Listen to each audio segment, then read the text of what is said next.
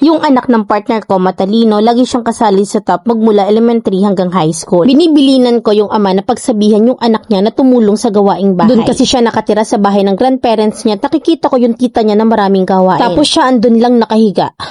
Kasal ako pero hiwalay sa asawa. Pareho kami ng ex ko na merong bagong kinakasama. Buntis na yung partner niya at ako'y may anak din dito sa pangalawa. Pareho kami may anak sa una ng partner ko ngayon. Yung anak niya sa una ay babae. Nung wala pa ako sa buhay nila na ibibigay niya lahat ng gusto ng anak niya. Hindi siya marunong humindi basta lahat-lahat binibigay niya. Ngayon ay nag-iba ng lahat nung dumating na ako sa buhay nilang mag-ama. Magmula lang mga anak ako, nagbago ng lahat. Hindi na naibibigay yung mga gusto niya kagaya ng dati. Tsaka sinasabi ko sa partner ko na turuan niya na magtipid yung anak niya para kapag meron siyang gustong bilhin ng mga bagay-bagay mabibili niya. Sinasabi ko na magtabi siya ng allowance na binibigay sa kanya. Tapos binibilinan ko din yung ama na pagsabihan yung anak niya na tumulong sa mga gawaing bahay. Huwag puro cellphone at mag-cellphone lang siya kapag may free time. Doon kasi siya nakatira sa bahay ng grandparents niya at nakikita ko kasi yung tita niya na maraming gawain. Tapos siya andun lang nakahiga. Sinasabi ko sa partner ko na pagsabihan yung anak niya na para matuto ng mga gawaing bahay kasi nga nagdadalaga na mas okay yung matuto siya sa mga gawaing bahay habang bata pa siya. Para kapag dumating yung araw na nakapag-asawa siya hindi siya matulad sa mga babae na nakapag-asawa na't nanganak na't lahat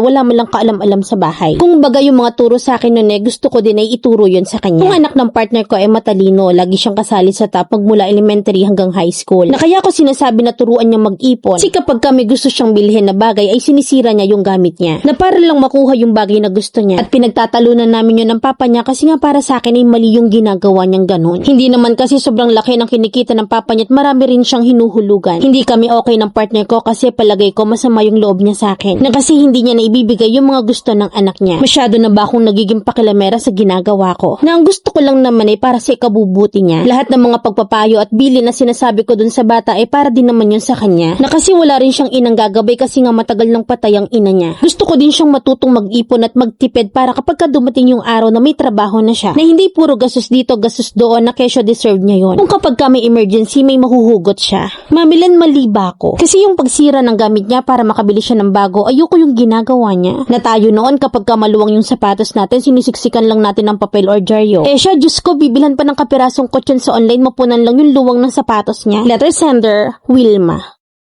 Bakit pakiramdam ko intrimitidang pakilamerang madrastak na parang gusto mo magsikay sa buhay mag-isa yung bata at sa inyong mag-ina na lang mag-focus yung ama? May kadamutan ka na kesyo na bibili lahat ng gusto nung wala ka at nung dumating ka ng bago na. O baka ikaw si Lavinia Ingkitera. Kasi hindi sasama yung loob ng partner mo kung nakikita yung concern mo sa bata. O kumusta naman yung palagi siyang top mula elementary to high school? Anong pakonsuelo mo? Anong award ng bata sa'yo? Hindi masamang turuan ng bahagya pero yung bawat kibot, mag-ipon, wag pahiga-higa. To think na sa lola pa nakatira pero mandong-mando ka. Bilyones ba yung maliit na foam para sa sapatos niya? Na hindi niya ba deserve yon? Na yung simpleng yon nagpuputok yung butsi mo at may pagyos ko ka pa? Na kesyo ikaw dyaryo lang sapat na? O baka naman kasi kaya nagkakaari yung dyaryo lang sa'yo hindi ka naman top sa klase. Huwag mong igaya sa nakalakihan mo yung batang hindi naman nanggaling sa'yo. At saka tama ka masyado ka ng pakilamera.